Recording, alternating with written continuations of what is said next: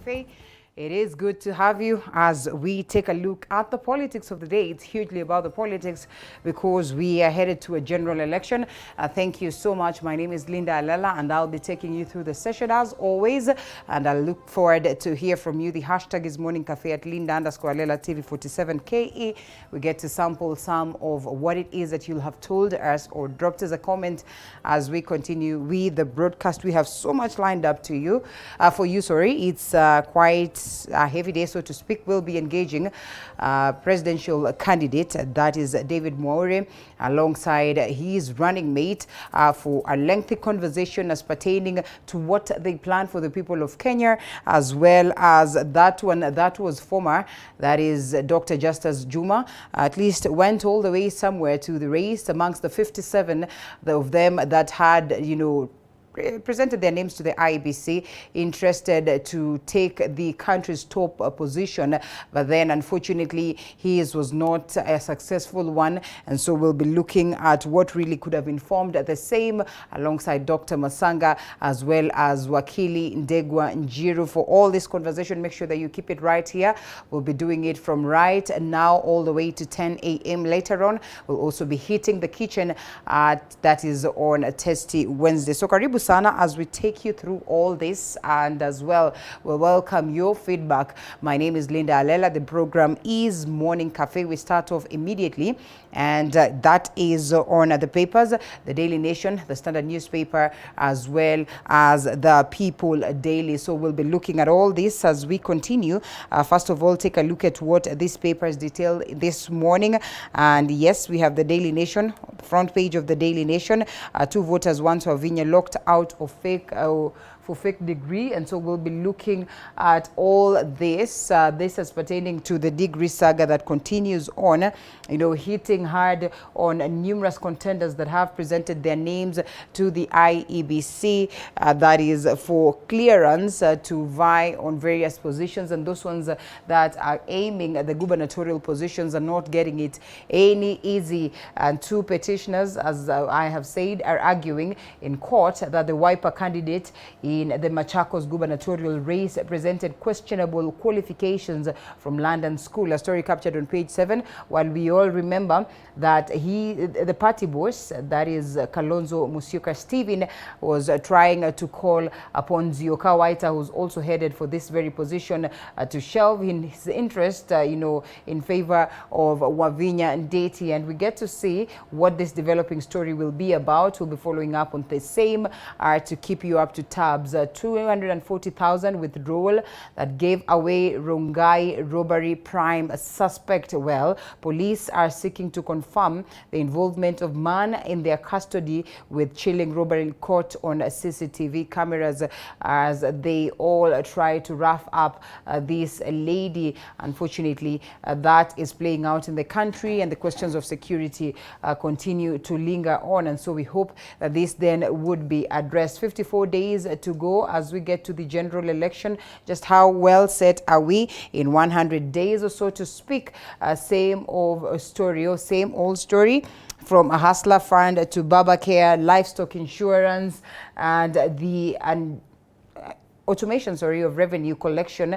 William Ruto and Raila Odinga are, continuing to give out their promises of revolutionary economy and social protection measures. That is, as we all wait to see how different the conversation is going to be, and whether indeed these two gentlemen would be able to, live by their promises, if any is lucky enough to get to the top job. But most importantly, we also have two others, that is Wajakoya as well as David Mwaure, whom we'll be hosting this morning as we await to see when he presents his manifesto and what will be incorporated therein. And these are the two key figures that we're looking at in the country. Many are talking about them as being the top contenders as to the matters of politics in the country, and so eyes are focused hugely on them and the presentation of what they have given unto us as manifesto and promises. Right Honorable Raila Odinga has officially declared his. We are still waiting to see what then will be the final document of Deputy President William Ruto, in as much as they have been out here and during their campaign trails telling us what they seek to do for the people of Kenya. And those are the key stories that have been captured right there. Well, unfortunately, this one also that will not rub well with you. A pain at the pump. Fuel prices hit record highs in latest review, and prices of petrol, diesel and kerosene jump by about 9 shillings a litre, setting the stage for further increases in the cost of living at a time when inflation has hit a 27-month high. A story captured on the back page of the paper that we are with, and that is the Daily Nation. And as well, the last story of the day, let's see, what is it? It's about the county focus, and this time around they're focusing on Siaya County. Race to succeed Rasanga reduced to a 2-horse contest, pitting Gumbo of UDM against ODM's Rengo. A story captured on page 21. Not easy for him, as many would argue, while it was always, a smooth sail courtesy of his loyalty to Right Honorable Raila Odinga. Those are the key stories on the Daily Nation. And let's talk about what has been captured on the People Daily, which is the other newspaper that we have this morning. And yes, now Ruto takes Mitumba battle to Right Honorable Raila Odinga. And Deputy President William Ruto is, probably just firing shots at the utterances of the Right Honorable Raila Odinga at this very time when he was presenting his manifesto, saying that, this really does not resonate with the bottom up, and there needs to be respect and acknowledgement of the contribution of this sector, especially to the livelihoods of very many Kenyans. And, this really did not rub well, but the Right Honorable Raila Odinga then later came on to say that the utterances or his utterances were taken out of context and most costly campaigns. Well, so they say, paying dearly because members of parliament threw out IBC proposal to cap spending on campaigns. Candidates are paying through the nose in battle for visibility with 53 days to poll. The story captured on page 4 and 5, and we get to understand how expensive the affair is as we engage presidential candidate David Moora alongside his that is deputy. And elections to heart schools calendar. Mid-term break meant to start on August the 11th, 2 days after polls. Yet many classrooms have to be used as polling stations on voting day. This has captured on the People Daily, page 8. That is the voting day, August the 9th. And most of the times you understand that these stations or the polling stations will be, based or, set in schools, and most of the times we have seen teachers as well arguing that probably or perhaps we might need to make adjustments as to that and get other spots where we could be using as polling stations. Uhuru honored for gender equality drive. Congratulations to President Uhuru Kenyatta, who received the African Gender Award 2022 for championing gender equality and development from the African Union Commission Special Envoy, that is Women, Peace and Security, Mrs. Benita Diop, at State House yesterday. Congratulations to him. This also in conversations as to how well, he's pushed on the aspect of gender balance and trying to incorporate, the representation of women across the different dockets of government. Pain for Kenyans as fuel prices pumped up. This also will not rub well with us. A story captured on page 15. We're talking about super petrol at 159.12 shillings, diesel at 140 shillings, kerosene at 127.94. That is quite unfortunate. And those are the key stories that we have this morning. Let's briefly take a look at what the roads look like. Not much to look at. It's not raining. It's not so bad on the roads this morning because there's really not much of activity that is playing on. This is the northern bypass that we start from, and it is all good going all the way down, connecting to Mirema, and from Mirema down to Kamiti Road around Kahawa West. We really do not have much of traffic down there, and this connects us to the eastern bypass. From the northern bypass to the eastern bypass on this other side, really not much of traffic, but we all know that the eastern bypass is never that easy. And I mean, most of the times on those areas of Utawala, as you go all the way down, but there's really not much traffic this morning. Let's try and see. This is acting up. Here we are. Let's drop us down back to these areas where we are. Westlands, Parklands area looking all good this morning around the Premier Academy, Kenya National Museum down there. All these bits are not looking so bad this morning. Limuru Road on this other side is pretty much of a smooth ride, as well as Muthaiga Road on this other sides of Muthaiga, you realize is not looking so bad. And down from Muthaiga Square, that is to around these areas of Pangani, is where you find some tenets of traffic as vehicles try to find their way to the city. That doesn't look so bad. That is around the Pangani Shopping Center, and this is Thika Road on this other beat around the GSU, KCA University. Tenets of traffic that really is not so bad, but yes, in the event that you're taking that direction down from Garden City, you'd expect a bit of a snarl up, but it should not worry you much because it is moving. The outer ring road from this sides of Thika Road, that is also outer ring road spots where you find bits of traffic, but not looking so bad. As you look at this other side, Juja Road is not ugly, and down on this other side around Komarok are not really bad as well. Around Juja Road somewhere there's a spot where there's a bit of traffic that would get you a bit delayed, but it's not looking all bad. And we come back to outer ring road going all the way down somewhere around Donholm. You'd find some tenets of traffic around Tasia area that would get you delayed, and down to Airport Road on these areas of Embakasi that doesn't look so bad this morning, and down to the eastern bypass connecting as well, and not looking all bad. On these sides of Imara Daima, that is Mombasa Road, as you connect to the southern bypass, it's all looking good. Somewhere around Jogo Road, Lusaka Road, Landis is where you would find tenets of traffic, and a bit of it on pretty much where you get to connect to Likoni Road, but it's not looking so bad. The Enterprise Road is smooth this morning, and as I have said, Mombasa Road doesn't look so bad. And therefore, as you come all the way up and get to these areas where you connect to Langata Road around the Wilson Airport, because of the roadworks ongoing, you find some tenets of traffic, but it's not looking all bad around the Nyayo Stadium, the Nyayo National Stadium.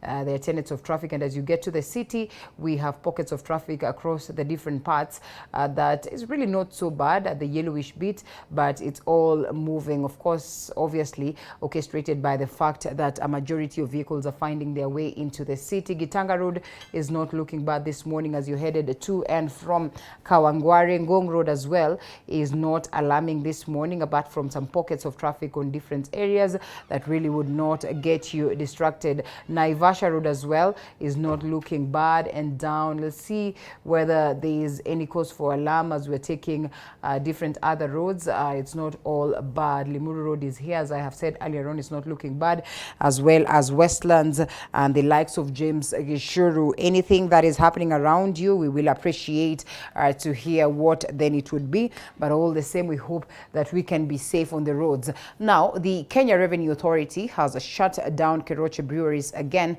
over tax room.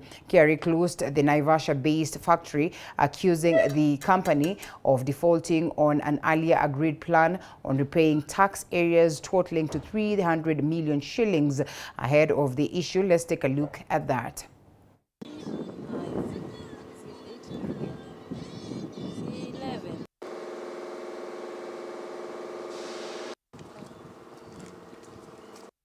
During this time, we incurred tax arrears of 322 million. Immediately the curfew and the containment measures were lifted late last year, and before the brewery could resume full operations, UNF officers affected enforcement actions that kept the factory closed for 4 months. That is December 2021, January 2022, February and March 2022. After negotiating under tremendous pressure with a large team of your commissioners and top officers, we were compelled to enter an agreement whose implementation on the face of it could not be supported by the company's performance in its immediate post-COVID-19 economic effects and the first 4 months closures by KRA. Our pleas for time to resume payment on attaining full operational performance were rejected. But the KRA team noted our concerns, promised that we would walk the recovery journey together, and invited us to raise any concerns, issues, or difficulty with them as soon as they arise to enable them support us to get back to our initial position. We raised this in our correspondences with the officers, informing them that we could not be able to meet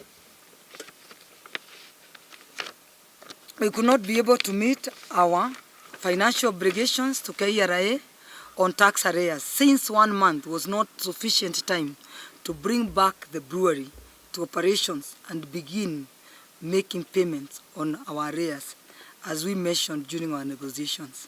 Unfortunately, KRA took enforcement action on 15th May 2022 without prior notice and closed down the brewery.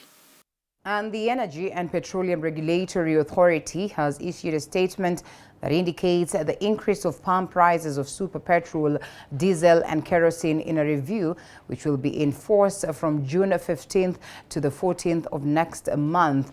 Now the super petrol will now retail at 159, diesel at 140, while kerosene will be sold at 128 per litre respectively. In Nairobi, starting today, that is midnight, the new prices have been adjusted for inflation following the increment of import prices.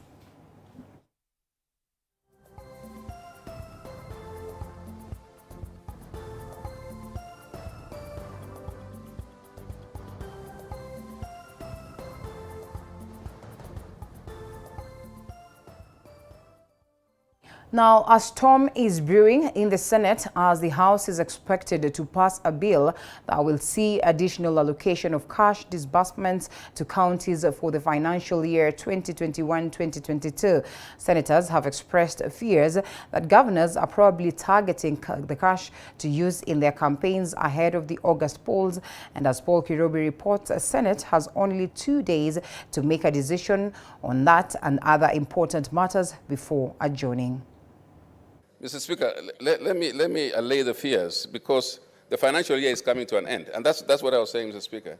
Financial year is coming to an end in a few days. With less than 54 days left to the August general election, members of the Senate have less than 3 days to complete the House business before the House adjourns. Among the key activities likely to make a huge impact in county operations is the disbursement of additional allocation to counties in the financial year 2021-2022. And whether these monies will find their way to become campaign kitties, if it is done today, will there be exchequer release?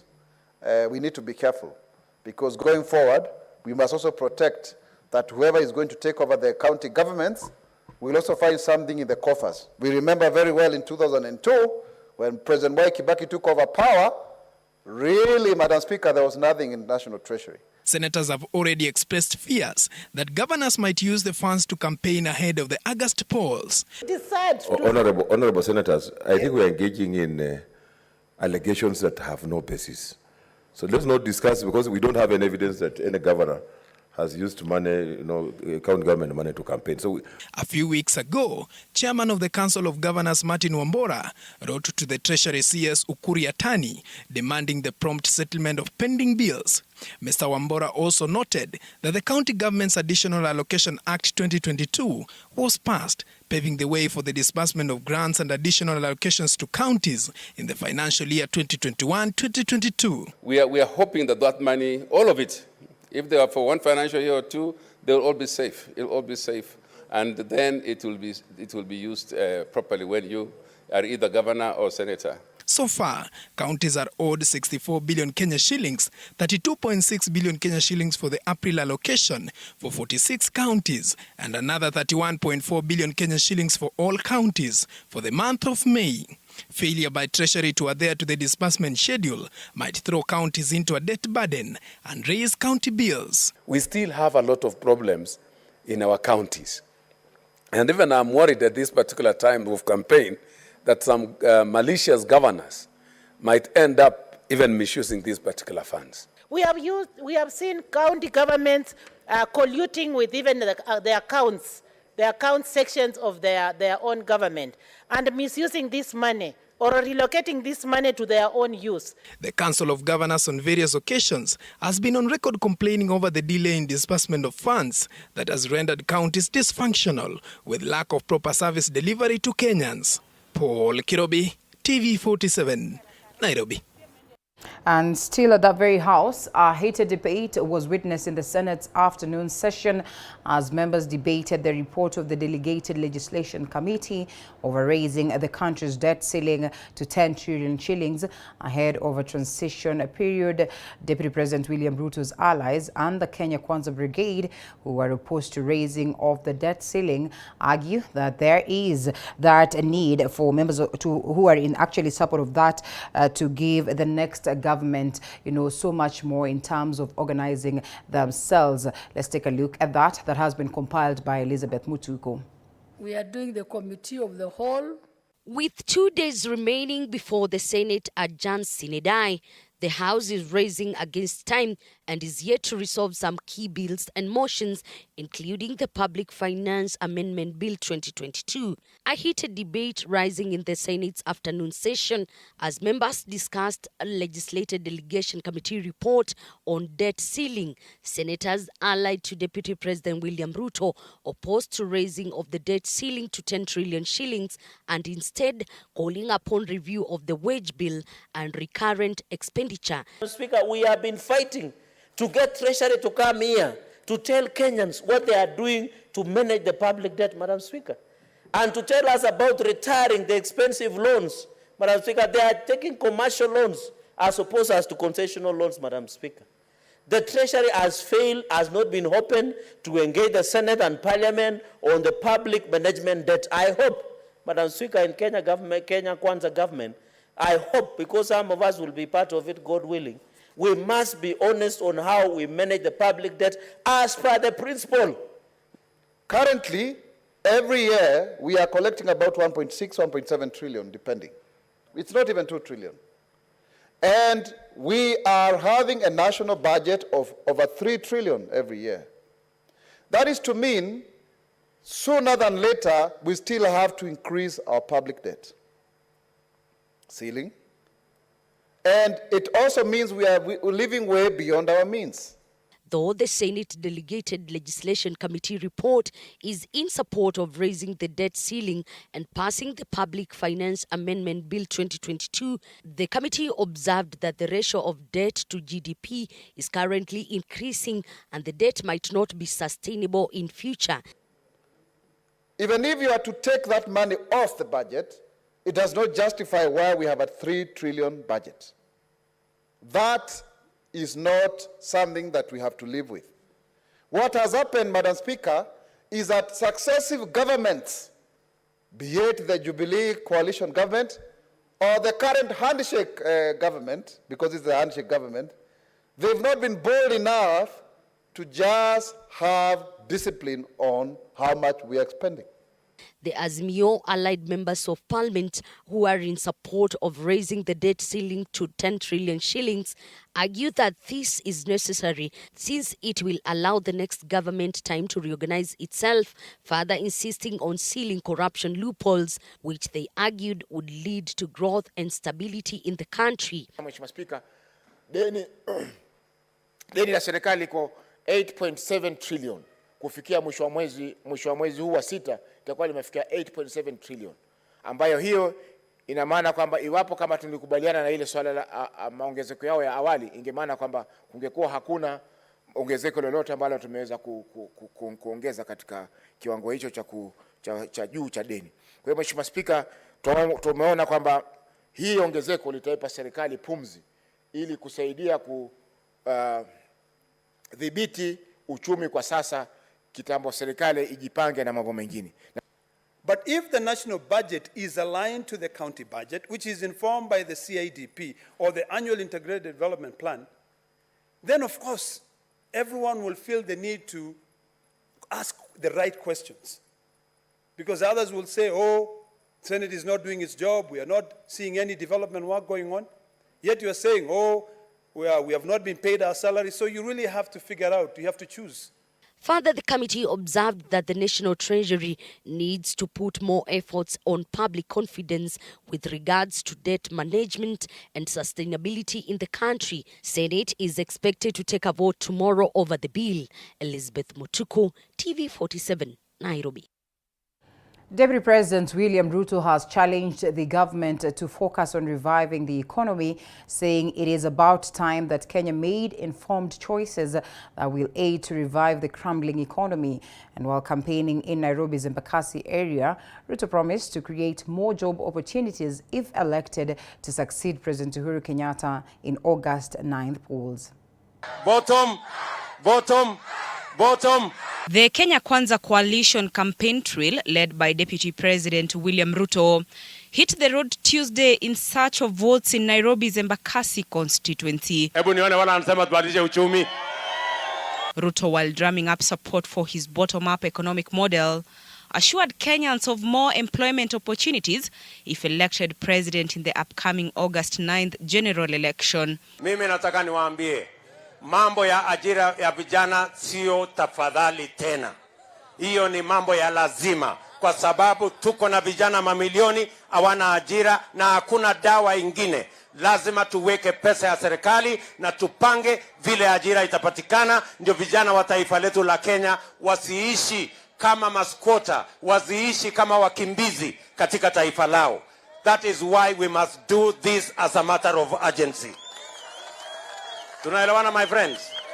Speaking to small-scale traders and business operators in Mukuru kwa Ruben, Pipeline and Imara Daima areas, the second-in-command promised to build 20 more markets in Nairobi, put in place laws to govern the common trader, as well as set aside money to empower the small-scale business operators in their day-to-day activities. Tunaweka bilioni 50 katika hazina ya kupatia hawa watu wa chini pesa ya kuinua biashara yao. Lazima tupunguze gharama ya chakula. Ni kweli ama si kweli? Ili kila Mkenya aweze kulisha familia yake, ni lazima tupunguze gharama ya chakula. The DP further took the chance to slam his Azimio One Kenya counterpart Raila Odinga for his sentiments on the mitumba business during the coalition's manifesto launch. Mulisikia mwingine anasema ati atafunga kazi ya mitumba.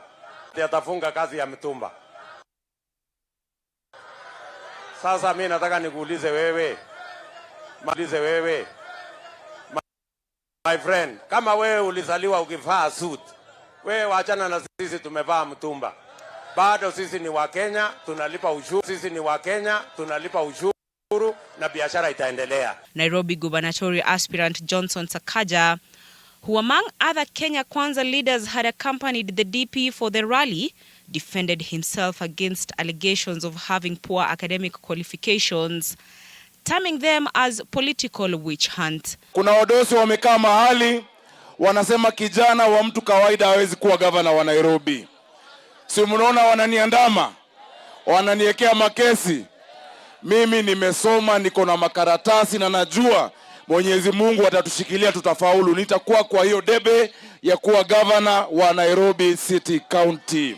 The Kenya Kwanza Brigade is expected to tour Kisii County Wednesday to further popularize its bottom-up economic model. Andrin Kilemi, TV 47. Now, Azimio la Umoja One Kenya Alliance flag bearer Raila Odinga now says the Azimio la Umoja government will revive the Building Bridges Initiative (BBI) if he will be elected the 5th president in August 9th this year. Odinga, who doubles up as ODM party leader, says BBI will bring equity in the distribution of resources as well as increased revenue allocation to counties. And as Mike Kagwongo reports, Odinga and his Azimio brigade traversed Makueni County Tuesday to woo votes ahead of much anticipated general election.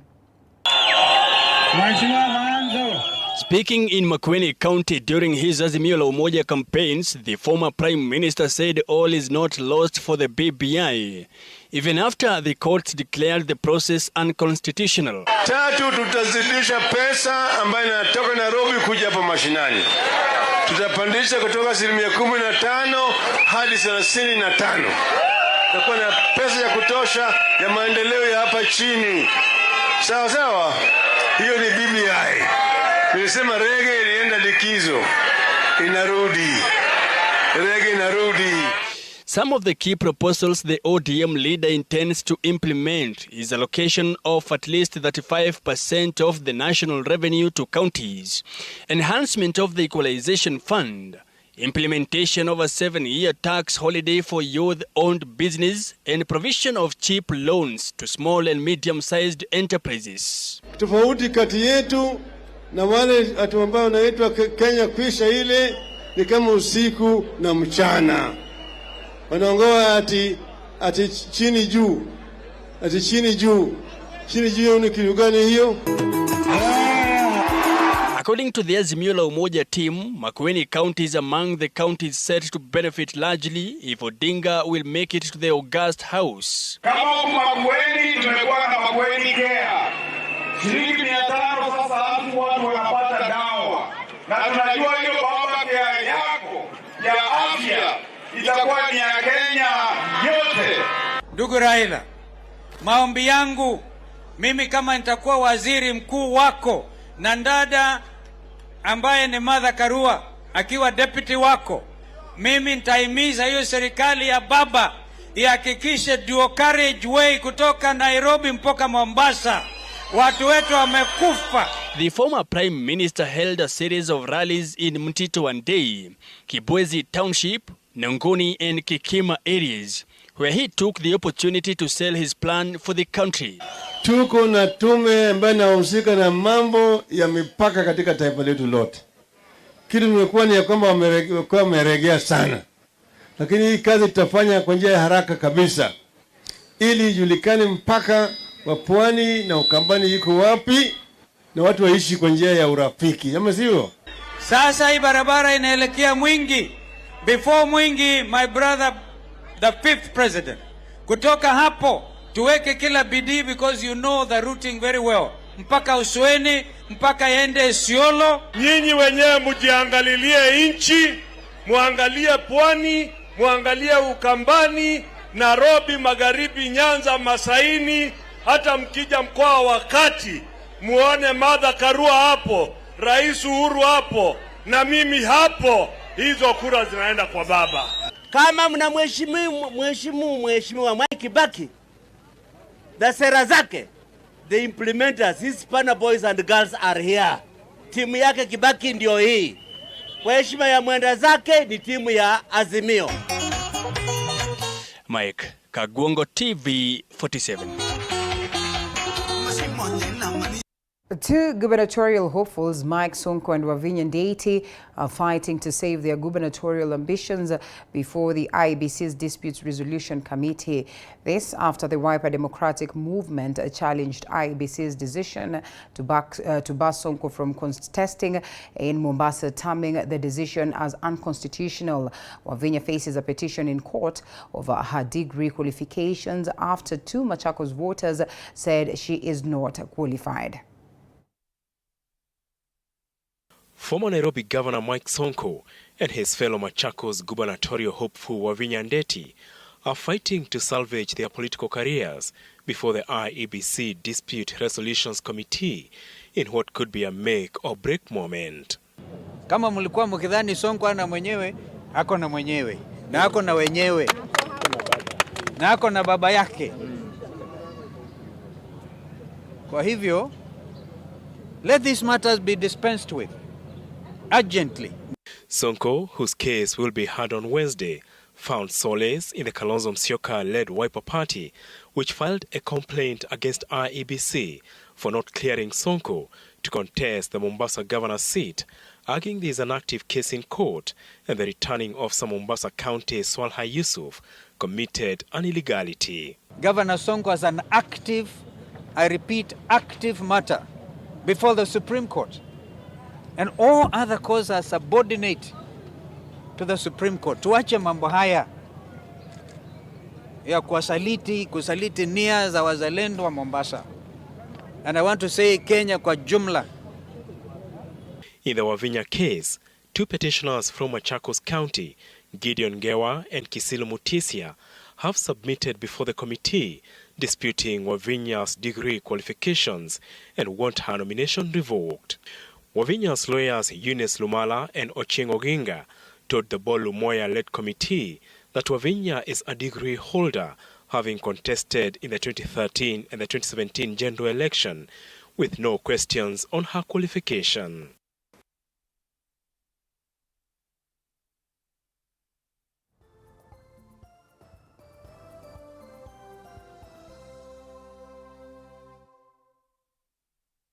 Now, the national government has constructed 59 new markets and rehabilitated 33 markets within the Nairobi City County during President Uhuru Kenyatta's second term in office.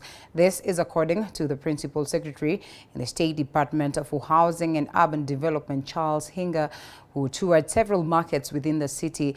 That is Tuesday. Hinga says the government is keen on providing a conducive work environment for all traders by dignifying the markets in which they trade in. Mwangi Maina with Arts.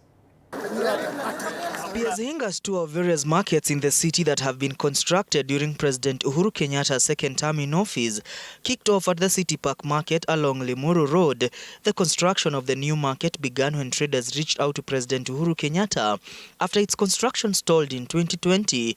Construction of the second phase of the market that had been raised down in 2014 has cost the taxpayer 142 million Kenya shillings. This place where we are standing, this is where the traders were. This was muddy place. When it rains, there was a lot of indignity that was associated with this particular market. As you can see, right now the traders have decent and dignified places where they are working from, and they were the first beneficiaries of the new stalls that you've seen there that are a bit compact. They take less space. The market, which currently accommodates 1,100 traders, is among the 59 new markets constructed within Nairobi to serve the ever-rising number of city traders. Part of the market, which will accommodate a huge parking and a car wash, is still under construction. City Park Market is one of Nairobi's largest fresh produce markets. A lot of our people trade. That is what they do. And in this second term alone, as I said, we've done 59 markets. We have rehabilitated about 33 in Nairobi alone. So if you go to Kenyatta Market, we've taken out asbestos roof. We have put drainage. If you used to take Nyamachoma there, I know right now you can see that there is a huge improvement. Toy Market, Bama, all those other markets, we have rehabilitated about 33 markets in Nairobi. If you go in there today and ask any trader who is there, not only do they have space to put their goods, those goods are now able to actually last longer and to actually be able to be more presentable to a lot of their buyers. Nawaomba all Nairobians, come and do your shopping at City Park Market. At the City Market, which has seen a massive facelift for the first time since its establishment in 1932, Piers Hinga said it could be elevated to a heritage site. Due to the good-looking graffiti art, the market is not only attracting customers but local tourists. Traders here aver the regeneration of the City Market has been a blessing in disguise, as it has given them the desired conducive environment to practice their trade. Actually, there was a time when you were as far as Biashara Street, you could be able to, even if you close your eyes, you could be able to tell that you are near a market because of the stinking smell which was there in the market. But now the market has really improved. So thanks to them, we have seen a lot of improvement. But one of the things that we've agreed with the chairman is that I'm going to come here with the PS for tourism so that we can even elevate this place a bit higher. It is also a heritage site. It's a heritage site, and we want to make sure that we work with our tourism ministry so that when the tourists are doing a tour of Nairobi, this is one of the destinations. At Gikomba, Piers Hinga says the newly constructed market accommodates 2,000 traders, with the construction of the second phase expected to benefit more than 3,500 traders. The new market has provisions for clean water, proper lighting, CCTV cameras, and uncollected garbage is a thing of the past. Drainage system zote zimetengenezwa ndani ya soko. Tulikuwa kukinyesha kila wakati, tunapiga picha tunatuma kwa serikali. Saa hii soko hakuna maji, ile ina stagnant, maana hakuna. Saa hii siweji zote za siweji iko sawa. The first phase has cost the taxpayer 490 million Kenya shillings, with the second phase expected to cost the taxpayer 750 million Kenya shillings. As of now, the national government has constructed 59 new markets in Nairobi and rehabilitated 33 more markets in a bid to ensure more traders have opportunity to trade their wares here in Nairobi. Mwangi Maina, TV47 from Gikomba Market, Nairobi. Thank you, Mwangi, for that. Now, the ongoing cold season witnessed across the globe has raised concerns among members of the public, with some being forced to come up with conspiracy theories to support their narratives on the causes of the extremely cold weather. Our reporter Elizabeth Atieno spoke to a climate scientist to establish the main cause of the current weather pattern and filed the following report. In a normal year, Kenya experiences extremely low temperatures in the months of June to August. But something appeared odd in this year's weather, as the cold weather appeared to be more intense compared to that of the previous years. It is this weather that has left people speculating, as is seen in this post that went viral across all social media platforms for the better part of last week. According to the claim, the cold season is caused by a cosmological event referred to as the aphelion phenomenon, which has caused an increase in the distance between the Earth and the Sun to 152 million kilometers compared to the usual average distance of about 90 million kilometers. The Kenya Meteorological Department has since dismissed this post, terming it fake and misleading. The phenomenon, like I mentioned, may not significantly impact on the Earth's weather. The true distance between the Earth and the Sun is about 150 million kilometers on average. And during the aphelion period, we expect the distance to basically slightly increase by 2 million kilometers to about 152 million kilometers. What was mentioned in that social media post was about 90 million kilometers, which is the average distance, and that it would increase to 152. Yet, in real sense, the distance between the Earth and the Sun is usually 150 million kilometers. So the difference of 150 and 152 million kilometers, that is about 2 million kilometers, may not significantly impact on the weather of the Earth. According to the Met Department, the cold weather witnessed in the region is caused by the incursion of clouds and water vapor brought about by the strong winds witnessed in the southern hemisphere. Cold weather that we are experiencing is mainly because of the incursion of cool and cloudy conditions, especially due to the southern hemisphere winter.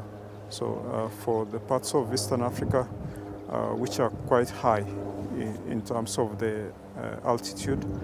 Counties in the Rift Valley, coastal Nyanza and western regions are projected to experience occasional rainfall and cold weather all through to September, while counties in the northeastern part of the country are likely to remain sunny and dry, thereby causing shortage of water, food and pasture.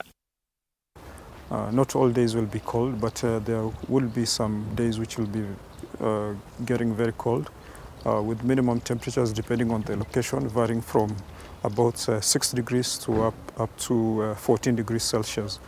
And the maximum temperatures during the day may significantly also be high, depending on the region. According to weather forecasters, fog formation is likely to play out in the current weather. Motorists using the Nairobi-Naivasha highway, especially the Kikuyu-Kinungi stretch, have therefore been advised to be extra cautious while driving due to low visibility. Stakeholders in the environment sector have been urged to take advantage of the conducive soil moisture to plant and grow trees in order to contribute to the national target of 10% tree cover by 2022. But on average for the Highlands East, maximum temperatures may vary between 20 degrees to about 24 to 26 degrees, which is quite low compared to other times of the year. The extremely cold season comes barely 4 months after the country witnessed extremely high temperatures, which was attributed to the increase in moisture content on the Earth's surface. The main cause of the drastic change in the global weather pattern is yet to be established by researchers in the Met Department. As the cold season sets in, Kenyans have been urged to keep warm as diseases such as cough, fever and shortness of breath persist. Elizabeth Atieno from the Kenya Meteorological Department, Nairobi. Well, very important that